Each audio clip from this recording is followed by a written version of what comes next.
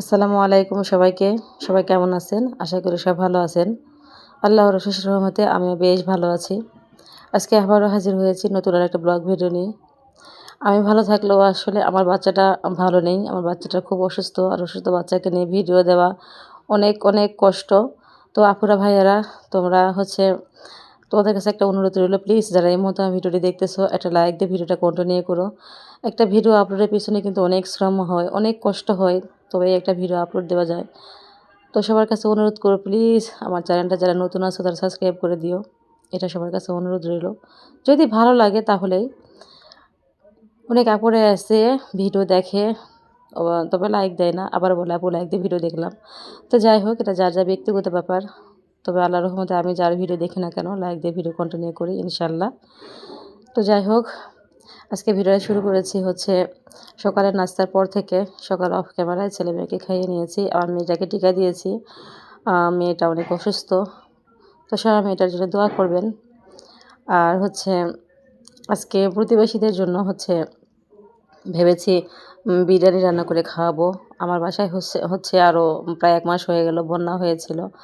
তো ওই মুহূর্তে আসলে আমি কাউকে পাচ্ছিলাম না। আমার প্রতিবেশীরা সাহায্য না করলে আমি ওই মুহূর্তে অনেক বড় বিপদে পড়তাম। তো ভেবেছিলাম সবাইকে একটু বিরিয়ানি রান্না করে খাওয়াবো।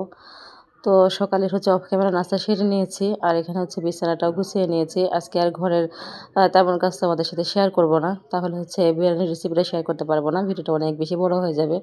এমনিতেই আজকে ভিডিওটা একটু বড় হয়ে গেল। তো যাই হোক, বড় হলেও ইনশাল্লাহ তোমাদের ভালো লাগবে। আ তোমরা প্লিজ যারা ভিডিও শেষ পর্যন্ত আসো, তোমাদের কাছে অনুরোধ রইল, প্লিজ একটা লাইক দিয়ে ভিডিও কন্টিনিউ করিও। তো যারা লাইক দিয়েছো তাদেরকে অসংখ্য ধন্যবাদ। যারা আসলে দাওনি তাদেরকে মনে করিয়ে দিলাম। তো আমি বিছানাটা গুছিয়ে আর এই যে সোফার কাপড়টা ধুয়ে দিয়েছিলাম। এটা লাগাতে অনেক বেশি ঝামেলা হয়। তো অফ ক্যামেরায় লাগিয়ে তোমাদের সাথে শেয়ার করলাম। তো ওই যে বললাম বিরিয়ানি রান্না করব, তার জন্য এখানে আদা রসুন নিয়েছি। তো আদা রসুনটা ব্লেন্ডার করে নেব। আদা রসুন ছুলে নিয়েছিলাম, কিন্তু আমি এটা রাতে করেছিলাম। কারণ কেননা দিনে বাচ্চাকে নিয়ে অনেক কষ্ট, রাতে ঘুম পাড়িয়ে রেখে তারপর আমি আদা রসুন এগুলো ছুলে ব্লেন্ডার করে রেখেছিলাম। তো আসলে ওই যে বললাম বাচ্চাকে টিকা দিয়েছি। ও বাচ্চাটা না জ্বর এসে গেছে, অনেক অসুস্থ। তো ওই জন্য বাচ্চাকে নিয়ে না কাজ করাটাও অনেক বেশি কষ্ট হয়ে গেছে। তো ভেবেছি তাহলে রাতের বেলায় আমি এটা ব্লেন্ডারটা করি। আম তাই তোমাদের সাথে একটু শেয়ার করে রেখেছিলাম। তো আমি না এখানে বিরিয়ানি রান্না করব। বিরিয়ানি রান্না করার জন্য আজকে ফ্রিজ থেকে মাংস প্রায় 3 কেজিরও বেশি মাংস নিয়েছি। আর আমি কিন্তু এখানে আদা, রসুন আর জিরা একসাথে ব্লেন্ডার করছি। তোমরা কে কীভাবে করো চাইলে কিন্তু জানাতে পারো। প্রায় সময় অনেক সময় দেখা গেলো আদা রসুন এমনিও ব্লেন্ডার করি, আবার দেখা গেল যে এর সাথে জিরা একবারে মিক্স করে নিই। আর গরম মশলাগুলো ওগুলো আমি আলাদা দিই, আবার ওগুলো আমার আলাদাও আছে। বিভিন্ন পদের যত পদের আর কি মশলা আছে সব আমি একত্রিত করে হালকা একটু তেলে ভেজে রেখেছি। ওটা মাংসতে দিলে না খুব সুন্দর ফ্লেভার আসে। তো যাই হোক, এখানে আমি মশলা করে উঠিয়ে রাখবো, ফ্রিজে এটা রেখে দেবো, যেহেতু আমি পরের দিন বিরিয়ানি রান্না করবো। আর এই যে আজকে তোমাদের ভাইয়া অনেকটা ডিম নিয়ে আসছে, আমার দেশি মুরগির ডিম এগুলো। আমার ছেলে মেয়েকে দেশি মুরগির ডিম খাওয়ানোর চেষ্টা করি, বিশেষ করে আমার ছোট্ট মেয়েটাকে। তো ও ডিমটা পছন্দ করে, খেতে চায় না, বিভিন্ন রকমভাবে খাওয়াতে হয়, অনেক কষ্ট করে খাওয়াতে হয়। তো বাবা বেশি করে নিয়ে আসছে, কারণ দেশি মুরগির ডিম সব জায়গায় সবসময় পাওয়া যায় না, পেয়েছে এই কারণে বেশি করে নিয়ে আসছে।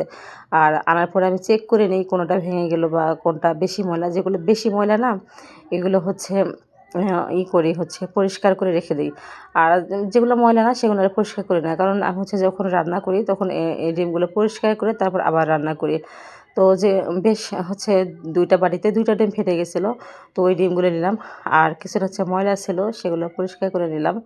তো এই ভিডিওটা ছিল আমার আজকেরই, শুধু মশলা যে করেছি সেটা ছিল আমার রাতের ভিডিও। তো এই যে বেশি ডিমগুলো তো ময়লা নাই, এগুলো তোমাদের ভাইয়া বিভিন্ন জায়গা থেকে সংগ্রহ করে। কখনো তার কলিগরা অনেক সময় গ্রামে যায়, তাদেরকে বলে অনেক সময় নিয়ে আসে, বা তার পরিচিত অনেক দোকানদার আছে, তাদেরকে বলে সংগ্রহ করে। অনেক কষ্ট করে দেশি মুরগির ডিম সে সংগ্রহ করে। ঢাকাতে কিন্তু দেশি মুরগির ডিম একদমই পাওয়া যায় না। যাই হোক, আমি ডিমগুলো পরিষ্কার করে ফ্রিজে রেখে দিয়েছি। আর এখন চলে গেছি আমি পাতিল আনার জন্য। দেখো, যেহেতু যে বললাম বিরিয়ানি রান্না করব, তো সেই কারণে পাতিল আনার জন্য চলে গেছি আমার সেই আগের বাসায়। মানে এই একই বাসাতে থাকি, শুধু জাস্ট এপাশ ওপাশ। তো আমি ওই পাশে থেকে এই পাশে চলে আসছি। তো আগের ওই রুমে চলে গেছিলাম, কারণ উপরে ছাঁচের পাতিলগুলো এখনও নিয়ে আসা হয় নাই। তো পাতিলটা নামানোর সময় আমার ট্যাপ পড়ে গেছিলো। যাই হোক, তো এখানে আমি নিয়েছি 3 কেজি 3.5 কেজি হবে গরুর মাংস, যেহেতু ওই যে বললাম হচ্ছে প্রতিবেশীদের রান্না করে খাওয়াবো। আর হচ্ছে 2 কেজি পোলার চাউল নিয়েছি। তো আর এখানে এই মাংসটা নিয়ে এখন আমি এই যে পাতিলটা না আগে আমি পরিষ্কার করে নিয়ে রেখে এখানে পেঁয়াজ কাঁচামরিচ সব কিছু দিয়ে এনেছি। হ্যাঁ, এটা অফ ক্যামেরায় করেছি। আসলে সব কিছু দেখলে দেখা যাবে যে ভিডিওটা আরও অনেক বেশি বড় হয়ে যাবে। তোমাদের সাথে শর্টকাটে চেষ্টা করেছি আমি বিরিয়ানির রেসিপিটা শেয়ার করব। ওই যে আদা রসুনটা ব্লেন্ডার করে রাখছিলাম, একদম ঘরোয়া পদ্ধতিতে আমি বিরিয়ানিটা রান্না করব। এখানে তেমন কোনো কিছু দেব না, কেননা হচ্ছে বেশি কিছু দিলে দেখা যাবে আমার ছেলেটা এত মানে পাজি যে ধরো যে হচ্ছে এই যে কিশমিশ, তারপরে হচ্ছে ঘি বা আরও যে কেওড়া জলগুলো, এগুলো মশলা বাড়তি যেগুলো মশলা এগুলো দিলে আমার ছেলেটা একদম খেতে চায় না। বিরিয়ানিতে কিশমিশটা আমার অনেক বেশি পছন্দ, বাট ছেলের কারণে দিতে পারে না। তো যাই হোক, কথা বলতে বলতে এগুলো সব বলতে ভুলে যাচ্ছি। তো এখানে আমি যে ঘরোয়া মশলা আদা রসুন বাটা দিয়েছি, আর রাঁধুনি মশলা প্যাকেট দিয়েছি, পরিমাণ মতো লবণ দিয়েছি, আর কাঁচামরিচটা পরিমাণ মতো দিয়েছি। আর এখানে টক দইটা অবশ্যই এটা দিতে হবে, এটা না দিলে আসলে বিরিয়ানির স্বাদটাই পাওয়া যায় না, বিরিয়ানিটা খেতে একদমই ভালো লাগে না। তো টক দই আমি সবসময় বাসায় বানিয়ে দিই। তো যাই হোক, এর ফাঁকে তোমাদের সাথে শেয়ার করলাম, দেখো আমাদের বাইরের পরিবেশটা, এটা কিন্তু আমার উঠানটা আলহামদুলিল্লাহ অনেক বড়। আর উঠানে না অনেক গাছ, আম গাছ, তারপরে হচ্ছে যেটা বিলম্ব গাছ সাইডে এটা, তারপরে হচ্ছে মেহেদি গাছ আছে 2টা, অনেক গাছ এগুলো। এই জন্য হচ্ছে উঠানটা একদম পরিষ্কার রাখা যায় না, কারণ সবসময় পাতা পড়ে, দেখা যায় দিনে একবার করে সকালে ঝাড়ু দেওয়া হয়, তো তারপরেও অনেক হচ্ছে পাতা পড়ে। তো যাই হোক, এই যে মশলাটা একদম ক্যামেরা সুন্দর করে কষিয়ে নিয়েছি, কারণ বিরিয়ানির মশলাটা আসলে কিন্তু ভালো করে কষাতে হয়। তো টক দইটা দিয়েছি আমি হচ্ছে ডালের চামচ আছে না, ডালের চামচ হচ্ছে প্রায় 3 চামচ পরিমাণ টক দই দিয়েছি। মানে একটা বাটি নিয়ে বেশিরভাগটা দিয়েছি, আর অল্প কিছুটা রেখেছি। পরিমাণে বেশি হয়ে গেলে আবার দেখা যাবে যে ব্রেডটা খেতে টক লাগবে। তো এটা আমি এখন খুব ভালো করে কষিয়ে নিব। ভালো করে কষাতে দিয়ে আমি চলে যাব হচ্ছে উঠানটা ঝাড়ু দেওয়ার জন্য। আজকে আমার এই কাজটা করতে দেখো ভিডিওটা কিন্তু অন্ধকার লাগছে, কেননা প্রায় সন্ধ্যা হয়ে আসছে। তো অফ ক্যামেরায় আসলে আরও অনেক কাজ করেছি, সব কিছু তো আর শেয়ার করা যায় না। তো চেষ্টা করেছি তোমাদের সাথে একটু একটু করে শর্টকাটে সব কিছু শেয়ার করার জন্য। তোমাদের কাছে আবারও আমার অনুরোধ রইল, প্লিজ যারা আমার ভিডিওর এই পর্যন্ত আসো, আমার ভিডিও দেখানো কোনো অংশ যদি তোমাদের ভালো লেগে থাকে, আমার এই উঠানের দৃশ্য বা আমার রান্নার দৃশ্য বা আমাকে বা আমার ঘরের কোনো কিছু যদি ভালো লেগে থাকে, প্লিজ তাহলে আমার চ্যানেলটা তোমরা সাবস্ক্রাইব করে দিবে। এটা তোমাদের কাছে আমার অনুরোধ রইল। পাশে থাকা অল অপশনটা ক্লিক করে রাখবে, যখনই আমি ভিডিও ছাড়বো তখনই তোমাদের নোটিফিকেশান কাছে পৌঁছে যাবে, এবং তোমাদের মূল্যবান সময় অনুযায়ী আমার ভিডিও তোমরা দেখে নিতে পারবে। তো যাই হোক, আমার পাশের বিল্ডিংয়ে কাজ হচ্ছে, এই জন্য টুকটাক আওয়াজ হচ্ছে। তো এটা মনে হয় তোমরা বুঝতেই পারতেছো, তো একটু মানিয়ে নিও। তো আমি উঠানটা পরিষ্কার করে আবার ওই যে মাংসটা কষাতে দিয়ে আসছি, তখন এই মাংসটা আবার নাড়া দিতে যাচ্ছি, কেননা এই হচ্ছে যদি নিচে লেগে যায় তাহলে আবার আরেক ঝামেলা পড়া গন্ধ হয়ে যাবে। তো প্রায় কিন্তু এদিকে অন্ধকার হয়ে আসছে, তো আমি উঠানটা ঝাড়ু দিয়ে চলে আসছি। এখানে হচ্ছে আলহামদুলিল্লাহ খুব সুন্দর একটা ফ্লেভার বের হয়েছে। তো বন্ধুরা আসলে ক্যামেরার একটাই দোষ, যেটা ফ্লেভারটা পৌঁছানো যায় না। তো যাই হোক, আমি হচ্ছে মশলা ঢেকে দিয়ে চলে আসছি ফিল্টারে পানি ওঠানোর জন্য, ফিল্টারে পানি পাশে শেষ হয়ে গেছে।